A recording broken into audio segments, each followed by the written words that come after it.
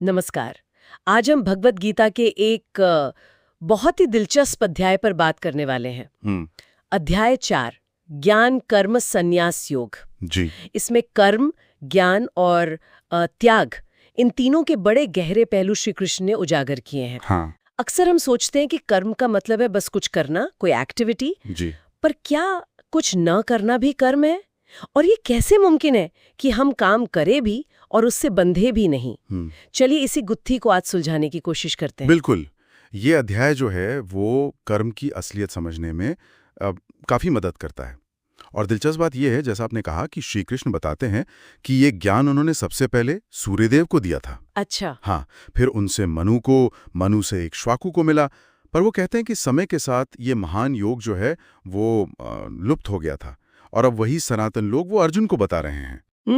और शुरू में ही एक बहुत अद्भुत बात आती है श्री कृष्ण के अपने स्वरूप के बारे में। वो कहते हैं कि मैं अजन्मा हूँ, अविनाशी हूँ।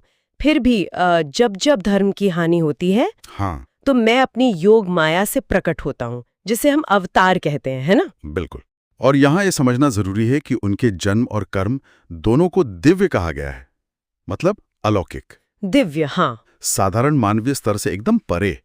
और वो कहते हैं कि जो इस रहस्य को, उनके इस दिव्य जन्म और कर्म के तत्व को समझ लेता है, वो फिर दोबारा जन्म नहीं लेता, वो मृत्यु के बाद मुझे ही प्राप्त होता है। एक तरह से ये मुक्ति का सीधा रास्ता है। तो ये उनके दिव्य कर्म की बात हुई, और इसी से शायद हमारे अपने कर्मों की बात जुड़ती है, कर्मयोग की। इसका मतलब क्या है संक्षेप में? देखिए, सार ये है कि कर्म तो करना है, लेकिन फल की इच्छा या आसक्ति के बिना। अच्छा। बस अपना कर्तव्य समझकर पूरी लगन से काम में जुटे रहना। पर उसका नतीजा क्या होगा, मिलेगा या नहीं मिलेगा, इस चिंता को बिल्कुल छोड़ देना। इसी को निष्काम कर्म कहते हैं। लेकिन इसमें एक और गहरी बात कही गई है, कर्म में अकर्म देखना। जी। ये थोड़ा समझने में मुश्किल लगता है। हाँ, बिल्कुल, सुनने में विरोधाभासी है, पर इसका मतलब है कि कर्म करते हुए भी कर्ता भाव से मुक्त रहना। ओके। मतलब ये अहंकार न रखना कि ये मैंने किया है। ओके। कर्म को बस अपना कर्तव्य मानकर या एक तरह से ईश्वर की पूजा समझकर करना, और फिर उसे ईश्वर को ही सौंप देना। ऐसा व्यक्ति कर्म करते हुए भी उसके अच्छे बुरे फलों से, उसके बंधन से नहीं बंधता, वो ऊपर उठ जाता है।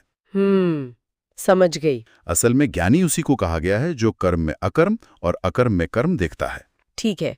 अच्छा, इसी अध्याय में फिर कई तरह के यज्ञों का भी जिक्र आता है, जैसे द्रव्य यज्ञ, तप यज्ञ। जी हाँ, योग यज्ञ, स्वाध्याय यज्ञ, कई साधनाओं को यज्ञ का रूप दिया गया है। लेकिन इन सब में सबसे श्रेष्ठ किसे बताया गया है? ज्ञान यज्ञ को। ये बहुत महत्वपूर्ण बात है। ज्ञान यज्ञ। क्यों? क्योंकि श्री कृष्ण कहते हैं कि जैसे आग लकड़ी को जलाकर राख कर देती है ना, वैसे ही ज्ञान की जो अग्नि है वो सभी कर्मों को, मतलब कर्मों के बंधन को भस्म कर देती है। अच्छा। अंततः सारे कर्म ज्ञान में ही विलीन हो जाते हैं।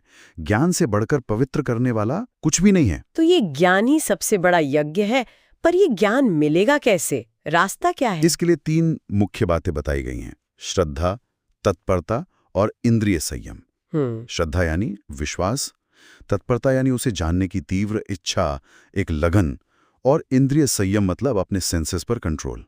और कहा गया है कि जो तत्वदर्शी ज्ञानी पुरुष हैं, उनकी सेवा करके, विनम्रता से उनसे प्रश्न पूछकर ये ज्ञान प्राप्त किया जा सकता है। वो तुम्हें इसका उपदेश देंगे। अच्छा, और इसी ज्ञान के संदर्भ में अध्याय में वर्ण व्यवस्था का भी जिक्र है, उस पर क्या कहा गया है? हाँ, ये एक अहम बिंदु है।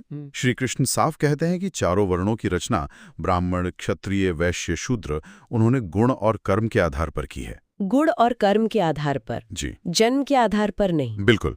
श्लोक है, चातुर्वर्ण्यम मया सृष्टम गुण कर्म विभागशः।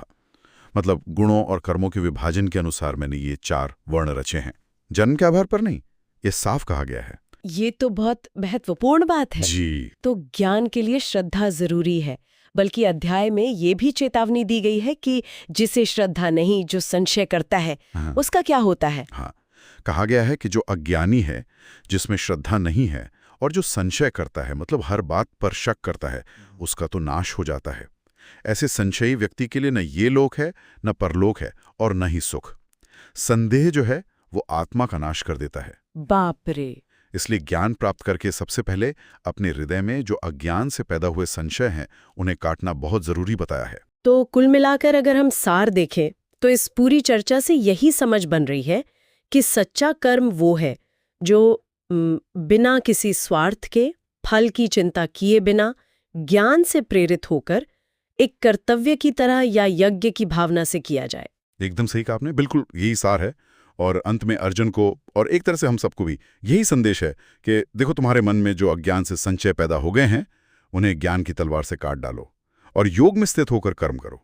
उठो, युद्ध करो, मतलब अपना कर्म करो। पर कैसे? अनासक्त भाव से, योग में स्थित होकर। योग संन्यस्त कर्माणम ज्ञान संचिन्न संचयम। ये सोचने वाली बात है। अगर हम अपने रोजमर्रा के कामों को देखें, अपनी चुनौतियों को देखें और उन्हें इसी नजरिए से करने की कोशिश करें, अनासक्त कर्म और ज्ञान यज्ञ की भावना से, तो शायद हमारे अनुभव और नतीजों पर बहुत गहरा असर पड़ सकता है। खैर, इसी विचार के साथ आज की ये बातचीत यहीं समाप्त करते हैं।